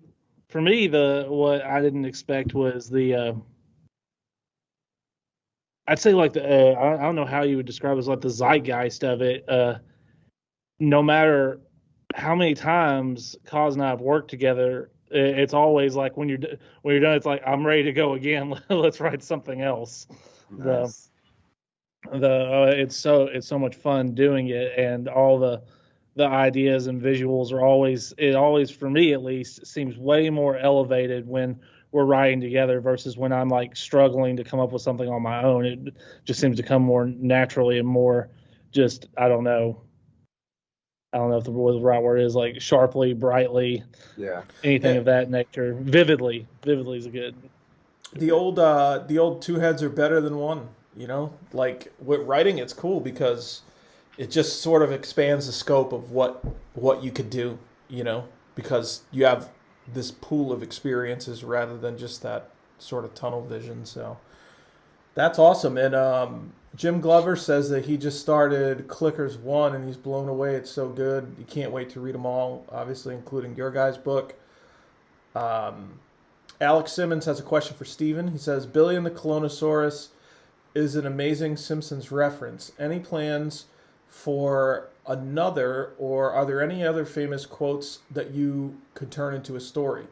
Which is kind of funny because I know like at the AuthorCon you speak in Simpsons quotes to aggravate Wes, and just because you enjoy it, I think too, right? But it's become more to aggravate Wes as it's gone on. So what do you think? That was a happy accident. Yeah. No, absolutely. I am planning my first collection, and I'm a little bit torn between whether that's going to be the Big Book of British Smiles or will there ever be a rainbow. but it's definitely going to be one of those. The Big Book of British Smiles, dude, that was fucking hilarious. Nightmarish, really. But yeah. And people don't catch this because it wasn't an in-universe book, but The Perfectly Fine House is also a Simpsons quote from the episode when they were trying to shut down the cat house. And they're like, what's wrong with the house? Is there a surveying error? Is the carpentry off? And Marge is like, no, it's a perfectly fine house. Oh, that's awesome. So there's a little Easter egg for you that very few people catch that, actually. Nice. yeah, that one's a little less like obvious, I think, maybe. But Esoteric. yeah, and is The Simpsons coming to an end? Did I hear that right? Is it coming to an end? No. I don't think so. Okay. I think they've got another 3 years at least, right? They definitely signed another contract for another, I think, 3 years. I feel like I need to go back and watch it from the beginning. Oh Lord, that's a lot. Spend the rest of my life trying to catch up. Yeah. Honestly, seasons like 2 to 9 and you're good is my general. Like, I keep watching it out of habit, but it doesn't get any better. For me, it shuts down around 14, 15, somewhere in there. 2 to 15. Golden. I mean, age. there's definitely great episodes. I was never like a consistent watcher. I mean, I would catch an episode here and there, but I never watched it like religiously. So, How many seasons are there? oh god, 30. How many stars are there in the sky, Roland? Yeah. Oh, Exactly. Wow. That Well, many, they just bypassed Bonanza, right? There's Yeah. more than 1,000 episodes or something now. Jeez. Yeah, I used to watch it because they would usually have a block hour of it back when I was younger, and it's like there was a good period of, I don't know, maybe like 10 years or something where it was just every day, you watch that block hour. I think it was on Fox or whatever. And it was just awesome. And they had like a lot of really iconic stuff. And even I've watched some of the newer ones. They're not the same. It's not the same, but they're pretty decent still. They're still serviceable, I think, The nice thing about the last 5 years or so is they've really been willing to be experimental. And that's something that even up until recently, there wasn't a whole lot. They always were like, here's the family and maybe somebody else in the town, and we're going to explore their story. But like they did like a Columbo episode with like all the pacing of the 70s where it's like he's driving a car for like 30 seconds, and they did an episode where they finally went to the Rigelian planet, and they were, they did an episode where Lisa had an imaginary friend that was some 80s singer that today he's apparently a right-wing shithead. And they did a send-up of this where Lisa has an imaginary friend who's his 80s version, and then she goes to meet the real guy. But that's what's been really cool, I think, about the last 4 or 5 years. But yeah, it doesn't really stand up as much as the Golden Age. Awesome. Well, I told Cotton if I was ever going to do a collection, which I've been thinking of, I was going to name it after Troy McClure movies like Leper in the Outfield. Yeah. I'm Troy McClure. You might You may remember me. remember me from The Muppets Go Medieval. He's amazing. All right, Chris Grindstaff. I don't know if you guys are familiar with him. He really helps out a lot with the podcast discussion. He has a couple questions. His first one is, what's one piece of advice that you wish you had received when you started out?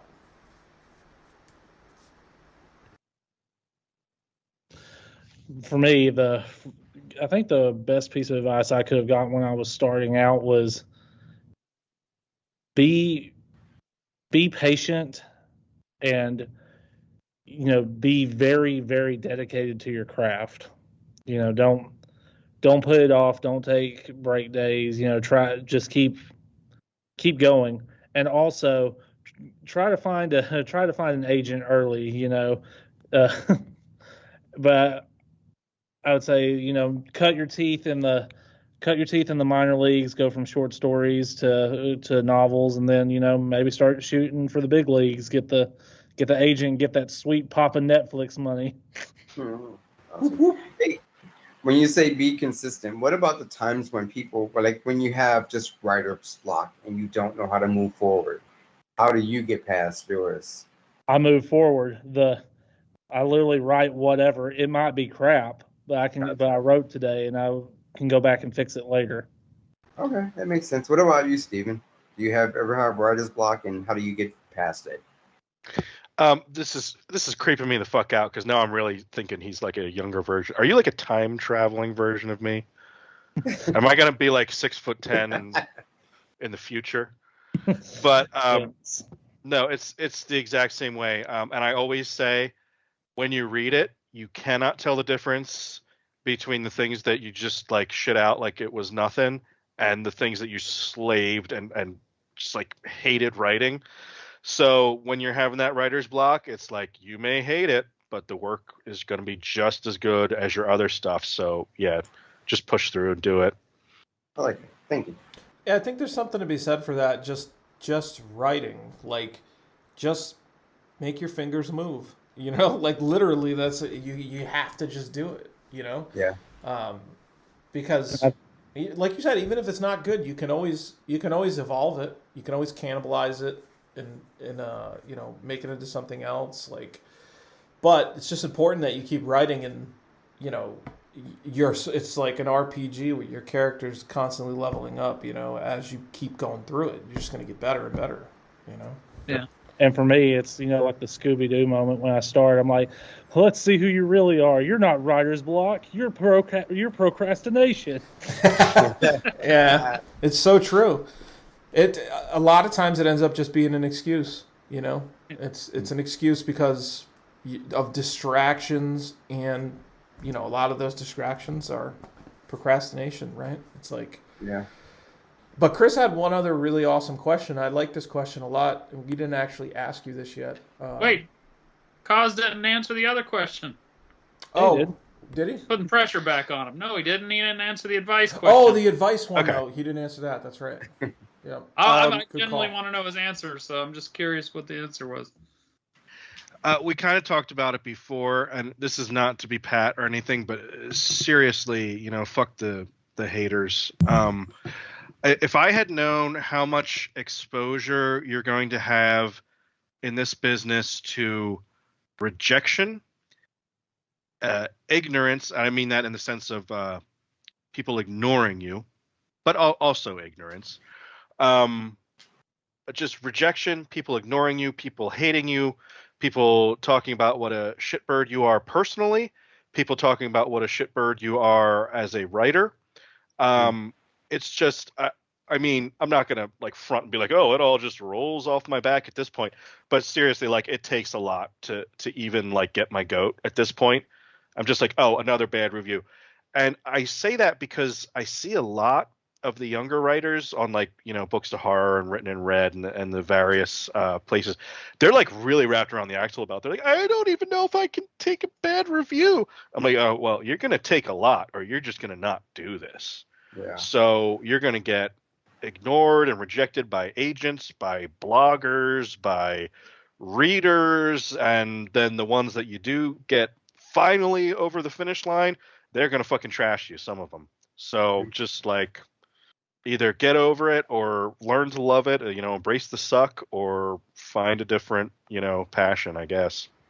Yeah, it's In like the immortal words of Jack Ketchum, as he spoke to me, you cut your teeth on rejections and bad reviews. Eat your lamb chop. yeah, it's like no matter how fucking awesome a book is, like there's still gonna be shit reviews on it just because it's all perspective. You know what I mean? And that's how we know the system isn't rigged. That's how we know that this is reality. You know what I mean? So, and that's what makes the good reviews actually good, is because of the shit ones. So, you know, you'll see people that might have a fucking perfect rating and they've been exposed to an audience of like 50 reviews maybe, you know, and it's like, if that book picks up steam, there could be a harsh reality that you're in for when it gets wider exposure, because people love to shit on people. You know what I mean? It's just human nature. So you just have to be prepared for that, even if it's going pretty well for you. Just you have to be prepared for that still. You know, it's going to happen. Happens to everybody. Yeah. But okay, cool. Yeah. Now that we got that answer, then Chris's second question was really awesome. He said, "How much did the collaboration process vary between your original work, The Perfectly Fine House, and playing in Gonzalez's world with Clickers Never Die?" I think that's an awesome question. Yeah, we kind of went into it a little bit earlier, but it was two completely different beasts. You know, Perfectly Fine House is this cosmic nihilistic horror that questions the meaning of existence, and then Clickers Never Die is, you know, these are fish people and these are crab monsters, and they're going to eat people. We're going to say it in World War II because that war has never been explored in any forms of media. So no, well, it was. I know that you guys did kind of talk about that a little bit, but I'm just wondering, like, was there any did you guys feel different when you would at the second one? Not so much the approach. You know, I know you did one like first person sort of, and one, third person where there was a lot of rewriting, but was there anything different between you guys as far as just like how you gelled or anything like that? I mean, there was a lot more. We were beholden to a lot more with The Clickers Never Die. And I'm not going to say that we never sat down and like made a chalkboard and said we need to include these elements, or we're doing a disservice to Jesus. But there were definitely some things that I was like, I wouldn't normally put this in a book, but I feel obliged to put it in a Clickers book.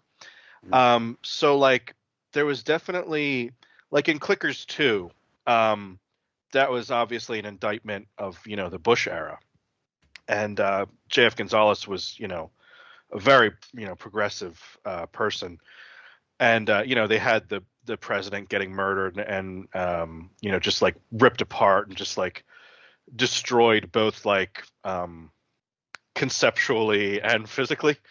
And I was like, I wouldn't normally address that, but I feel like in a Clickers book, we need to get political in that kind of that B movie, like over the top, like, yeah, I'm going to have a fucking crab monster rip Trump apart.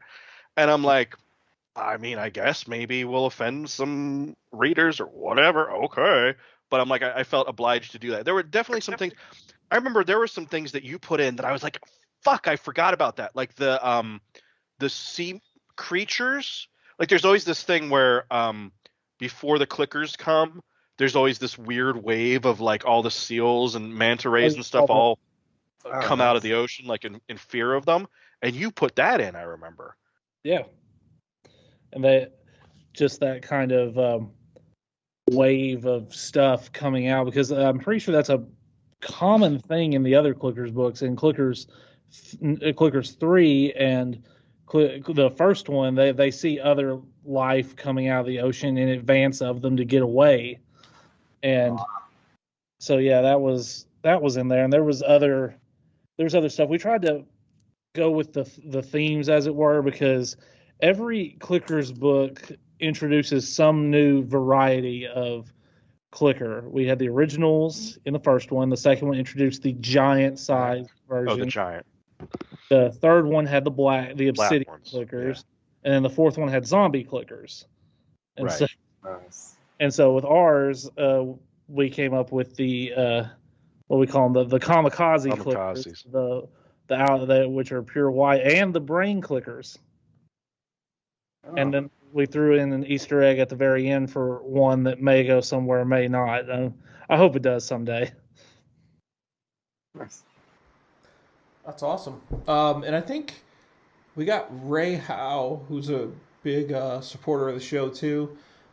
He asks, are there any must-have prerequisites for either of you before agreeing to collaborate with another author?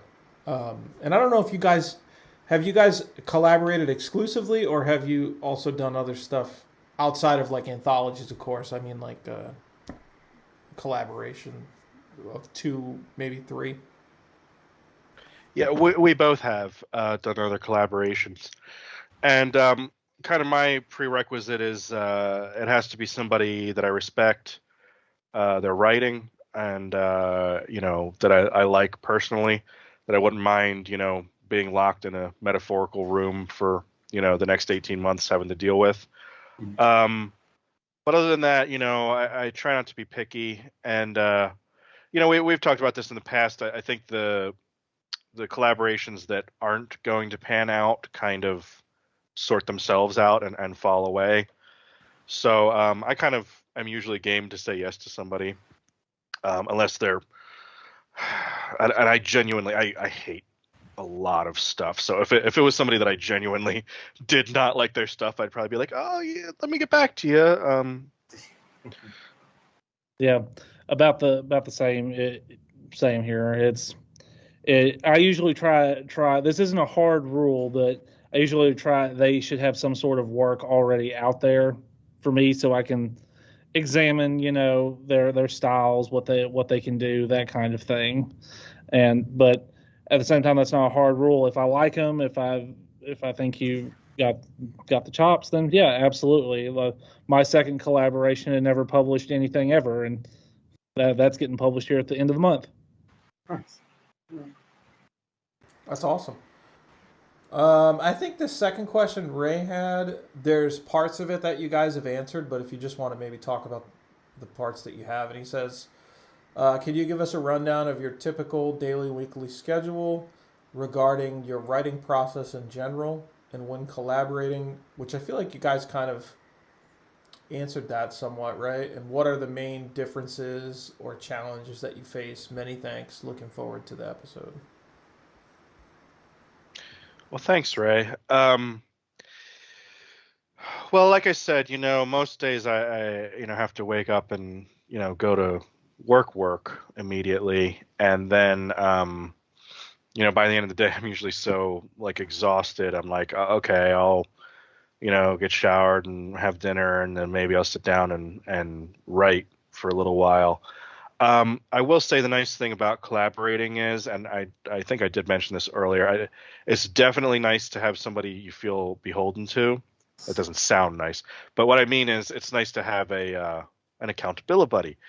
Because I'll be sitting there, and there'll definitely be times when I'm like, I just want to play Warhammer and fuck around, and be like, no, Wile E is waiting on this. I need to get on it. So I usually try not to let a week go by. And of course there's exceptions. If it's Christmas or it's just, whatever, we have a huge balloon placement in Times Square or something, it'll be like, okay, hey, it's going to be another week. But I usually try and get something together at least once a week. And, sometimes it's like what Aaron was talking about before. Like sometimes I'll sit down and be like, oh shit, I just shit out 2,000 words because I was really on a roll. And other times it's like it takes me the whole week to be 300 words at a time. But it definitely really helps me to focus on my work when I have a collaborator that's relying on me. Yeah, for me, my weekly schedule starts with I roll off my bed of money into where I have my maid then serve me. Surrounded by many beautiful ladies. Exactly. No, for me, it's I try to be as disciplined as possible with it. Like I work on one project in the morning, work on another project in the evening, and if I get that done, I can then allow myself to do something enjoyable like play Elden Ring or Battlefield or something. But if not, then you just work through it until you get it done. I try not to do any more than 2 weeks, exceptions being like if you have something going on. So I have another collaboration going on right now, and we both have lots of stuff going on in our lives. And it's like, hey, this could go weeks between chapters, and we're both okay with that because we have tons of other stuff to work on in the meantime. And that's a strength of co-writing, is sometimes it allows you to put out work that your readers will enjoy while basically kind of outsourcing to your buddy. Here, we're writing this book together. Allow me to work on some other stuff while you take care of this a little bit. Nice. I'm so impressed. You just said you play Elden Ring. I play it also. I wouldn't say I play as much as I get slaughtered in Elden Ring. Yeah, I quit. Yeah, I agree. Hey, I'm just curious also, like from the time you guys started Clickers to the end, how long was that process? Was it about 18 months, 2 years? Give or take. We started in 2019. We started planning it, and then we started working on it. We were still writing Perfectly Fine House. I don't think when did we finish Perfectly Fine House? November of 19, something like that? Yeah. Yeah, because it came out in 2020. Yeah, so probably a good 2 years. God, we're awful, huh? That's crazy. But no, there was also a pandemic in there. Yeah. That could be a good thing though too. Like We especially should- with a work like that though. You know what I mean? Like where you want it to fucking live up to the legendary status. And do it right. Like I could see if it was a fucking book that I was writing by myself and it took 2 years, I would be like, damn, I'm fucking slacking. But if it was for like the Clicker series, that's sort of a different thing. You know what I mean? Yeah. Yeah. Let's go with that. That's why it took us so long. Trying to live up to expectations. Exactly. We spent all year writing it through 2020. It was, and we finally finished it up early 2021 in February. We put I sent the last bit back to you. And that was actually I was actually snowed in for 5 days writing it. So. Oh, perfect. Not to totally cut back to video games, but I really like Bloodborne. That was Bloodborne because is it was more gothic and there was less blocking, which I just fucking suck at blocking. Do you like causing yourself harm and pain and maybe an aneurysm before your time? Try From Software games. Hey, Wally, what is your character on Elden Ring? I'm a wizard, and his name is Flapjack. Okay, I'm a wizard also. I was like, oh, thank God, I don't have to go up there and hit him with a sword. I can stay safely back here and still die. I love it. Yes. I gotta know if Carver Pike games though. The Carver Pike, you gaming? No, not really. Your fucking kids are, because I just seen Carver appear for a second there. That was awesome. Did you? Yeah. I have a PS4 and I have games, but I don't. I feel guilty anytime I take time to play a game. I feel like I should be writing, and if I'm not writing, I should be reading. Like I feel like I need to be doing something book related or something social media. I need to be recording first chapter of Freak Show. I feel like I get anxious. Like if I'm not doing something work related, I feel like I can't. Like anytime I take for myself, I just feel guilty about it. So yeah.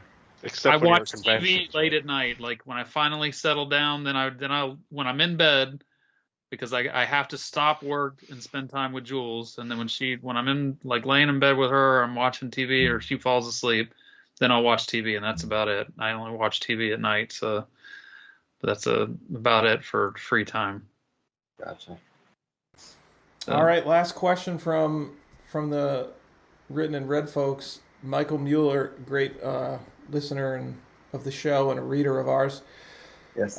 Which of your books was the hardest to write and why? Thanks, Stephen and Wile E. Thanks, Written and Read crew. These interviews have been amazing. Of any of our books, or just any of your books? That's a tough one. Do you have an answer for that? It is tough. I have to look at my books. Oh, okay. I know one. It's not released yet, but it's going to be soon. Is actually the Magpie Coffin sequel for A Few Souls More, because here's this book that won an award, and I'm like, oh great, now I have like expectations and stuff to live up to. Yeah, the pressure, man. Now I've got to make it bigger and better and do something with it. But so yeah, that one's been the toughest one to write so far, I think. Did you feel that with the Son of the Slob? Because that's kind of how I felt with the Maddening, being like, for me, because it was the end of a series. I felt that pressure, like especially wrapping up a series. Yeah, because I haven't done a lot of like sequels or anything like that. I'm pretty sure that's really the only one I've done. So, and that first book was so big, but luckily it was just like when I wrote it, it was the time to write it. It was like real dark time in my life, so it was like it just fucking it wrote itself. With Slaughterbox being nominated, I felt like that pressure with the Maddening too, because I was like, fuck, man, the fourth book was nominated for an award, like, and this is the final book, so. That's the thing about sequels. How do you do them where they're actually saying something or meaning something and being an essential part of the story and not just a soulless rehash that you're just doing to have a sequel. Yeah. Now, speaking of soulless sequels, I highly would love to see Stepson of the Slob. I honestly want to do like a fucking something with romance, like a bride sort of thing potentially, or something like that. It's funny because the fucking titles like some of the titles are so fucking juvenile, but then like you read it and it's like this really dark, serious content, but the title is so juvenile. it doesn't I kind of like shot myself in the foot a little bit, I think. But I'm doing a prequel to Scalp soon, so more parasitic head lice, dude. More parasitic head lice, yeah. Love it. That one's gonna be somewhat space related though, so that'd be fun. I'm excited about that one. You wrote some of that already, right? You said? Yeah. The outline is pretty much done, so I just need to find time to. No one can see your dandruff. Stephen, what was your hardest book? I'm glad I stopped and looked back at this because I had forgotten about that, but I forgot how many stops and starts I had with Hunter of the Dead, which I also understand is an Elden Ring character. But no, I wrote a version of Hunter of the Dead, which was a screenplay like 20 years ago in college or something like that.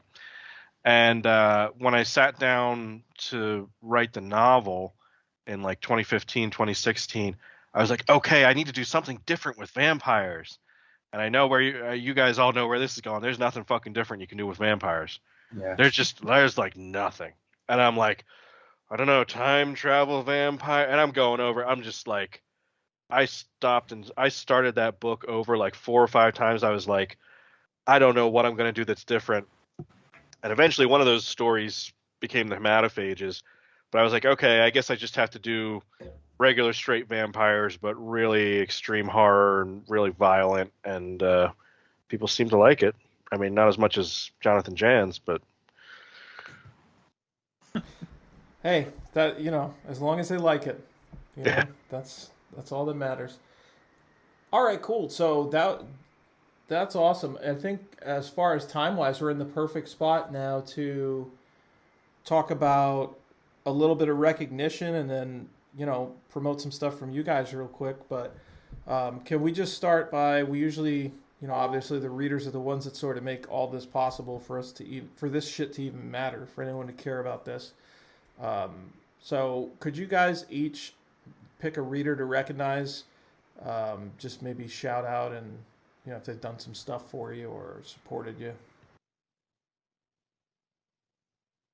For me, I'm going to do a shout out to Brandy Whitlow, old classmate of mine from the ye old high school days in East Texas. And she's gotten into horror. She's gotten this whole Facebook group. She made me the horror expert for the group. And I just did a long list of titles for everybody. I was like, if you like this, try this. If you like this, try this. And just she's a really cool person to talk to and, recommend books from. Nice. Awesome. Shout out, Brandy. And Stephen, you got somebody you'd like to recognize? Yeah, I want to recognize Nia Ireland over in Wales. And Nia's done a ton for my career to help promote me. So much so that she even ended up being the queen of the skin wrappers. Oh wow. But and she said, I've never seen anyone use the name Nia in anything. And I was like, okay, well, we'll unfuck that. Nice. That's awesome. Shout out Nia. Hell yeah. All right, cool. And thank you for recognizing the readers. We appreciate all you guys and everyone listening to the podcast and reading our books.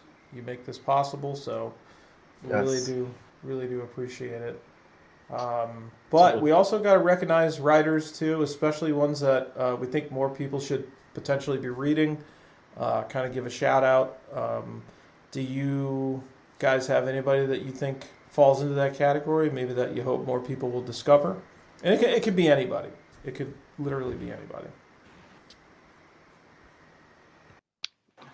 I know who I'm going to say. Do you?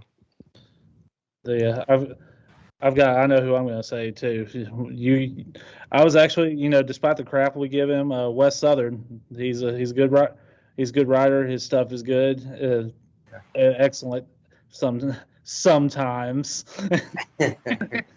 No, Wes is an excellent writer, and his stuff is always a good time. Always very visceral, very visual, but also is never the same thing twice. It runs a wide gamut of horror. So recognize him as a good one that I hope more people discover.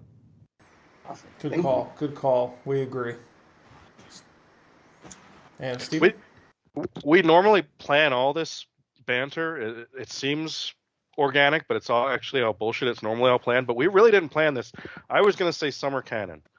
I am a huge Summer fan. I'm not somebody I like to think that usually gets grossed out. I think maybe it's happened twice, which was probably with Brain Cheese Buffet by Edward Lee and with Vicky Beautiful by Summer Cannon. Oh my God, I could not. I was trying to have a nice, relaxing bath at the end of the day, and I was like, oh, I'll pick up one of Summer's books. And I was like, good God, I had to text her and say, what the fuck are you doing to me? But, that book is so macabre. It's great. Which one is it? Vicky Beautiful. Vicky Beautiful? I'll have to check that. Yeah. I read, what was the other one she did with the Tasty Cakes? And that was pretty brutal too, but Vicky Beautiful was so visceral. And it was just, and there was not a bad bone in a single character. That's the shocking part. It was just like everybody was just like happy-go-lucky friends, and then this grotesque story. Like I don't know how you can recreate that. Doesn't she have a new book coming out too with somebody? Well, that's a re-release, right? With Wes, Slaves of Gravity. So, yeah, Slaves of Gravity was just re-released today, actually, on June the 9th. Yeah, with a fancy new cover. With Wes. Oh, I saw that. Okay. Yeah, I thought so. I saw the. Yeah, I didn't know if it was a re-release, but I saw the book on Twitter. I think I saw today. The original was the Silver Shamrock book. Re-release. But damn, you sold me on that. Yeah, that's like very intriguing. What? Just say the name of the book again one more time. It's Vicky Beautiful. Beautiful, just like the word. Okay, I don't know how to spell that, but I'm going to look it up after the show. Her name is spelled Somerc.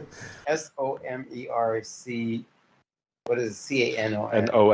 Yeah. I'll put up a graphic for her book and Wes's book too. So nice. if you're not checking it out on the YouTube, head over to the YouTube to see the images, guys. So if you can't spell like me, you'd be safe. So. You should put the graphic up for their co-written book, but also Wes's book, Try Again. That's his newest one, and it's a fantastic time loop story. And Aquaholics. And Aquaholics. I grabbed a copy of Try Again, and it Scares That Cares. So. Yeah, I have it as well. Yeah. So I think I tried to grab something from most of the people there, but.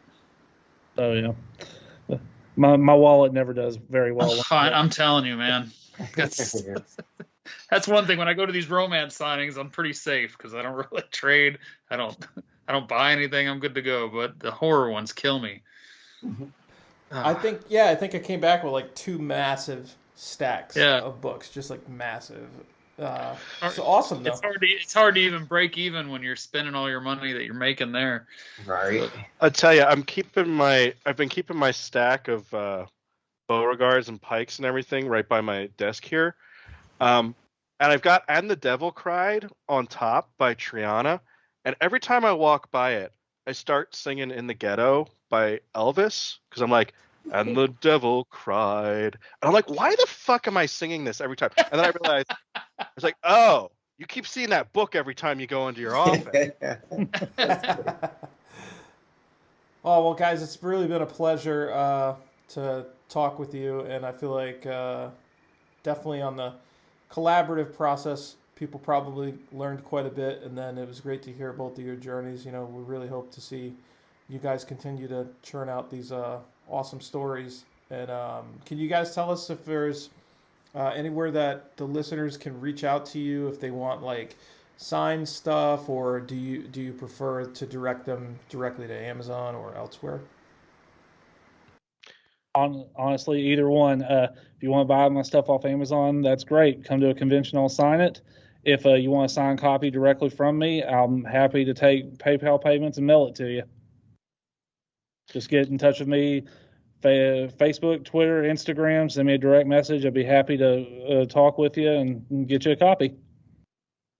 And they can find you just Wile E Young. Yep, Wile E Young, just like the coyote. Awesome.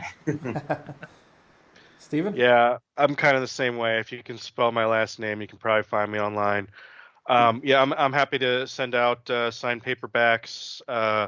If you go to my blog, it's manuscriptsburn.blogspot.com, and I've got all the information for getting in touch with me for a signed paperback. But again, purchase it and bring it to a convention. I'll be happy to sign it. What are you charging now, Wile E? $75? Because my signatures are free. Oh, shoot. It depends on if you buy our collaborative work, and depends the price of that's dependent on if you have my signature first or his. That could change a lot of things. So people, be careful when you're buying these collaborative efforts. It's a tricky thing. All right, cool. So thanks again, guys, and we're just going to sign off as well. Roland, you want to shout out yourself and maybe just shout out Daniel too real quick? Oh, yes. Even though you can't see my beautiful face, I'm Roland Bursey Jr. I have website rolandburseyjr.com. You can find my stuff on Amazon, or you can send me a message on Facebook. I love chatting with everyone. And then my friend Daniel Volpe, he just has his new merchandise store, right? I can't remember what it is. What is it? I think it's Daniel. I think it's DanielJVolpe.com. Yes, DanielJVolpe.com. You can find his stuff on Amazon as well. And I think I covered everything. What's his latest release? Oh, he's got Plastic Monsters coming out. It's going to be out pretty soon, so you guys look for that. Stay tuned. And also check out his other works on Amazon. However, stop looking around. Well, since you mentioned Dan's new release, I was looking for mine. Hold on a second. Oh, go for it. Stop giving me shit, Roland. I'm sorry. Mind your motherfucking business. Jesus. I'm only talking shit because I can't see your beautiful face, man. That's okay. Anyways, I'm Carver Pike. You find me everywhere online as Carver Pike. I'm on all the social media sites and carverpike.com. My latest book is Faces of Beth. Awesome. With the introduction by Brian Keene right here. Please check it out. And it is on Amazon right now, paperback and ebook on Amazon. But yeah, that's pretty much it for me. Awesome. Oh, look me up on YouTube too. First Chapter Freak Show. Oh yes. Nice. And I'm Aaron Beauregard. You can check out my merchandise store and sign shit on abhorror.com. And then you can just hit me up on Facebook or Instagram or anything like that if you have any questions about my work or whatever, you know. I'm also obviously on Amazon. You're more than welcome to check out my catalog there. My relatively recent release, by the time this comes out, The Cuck, will be out. And then hopefully my book Playground will be coming out sometime around now too. So And it comes with free cotton candy. free cotton candy. It's free. And you don't know what Playground you don't want to cover know what the is cup sick. comes with. The cuck cover is The cuck comes, certainly. But thank you again, gentlemen. It's really been an awesome time. We really appreciate you taking the time to join up with us, and nothing but the best wishes for you. We love you guys. Have a great one. Thanks, Thank you guys so much. Thanks, everybody. Thanks, guys. Until next time, keep it 100% horror!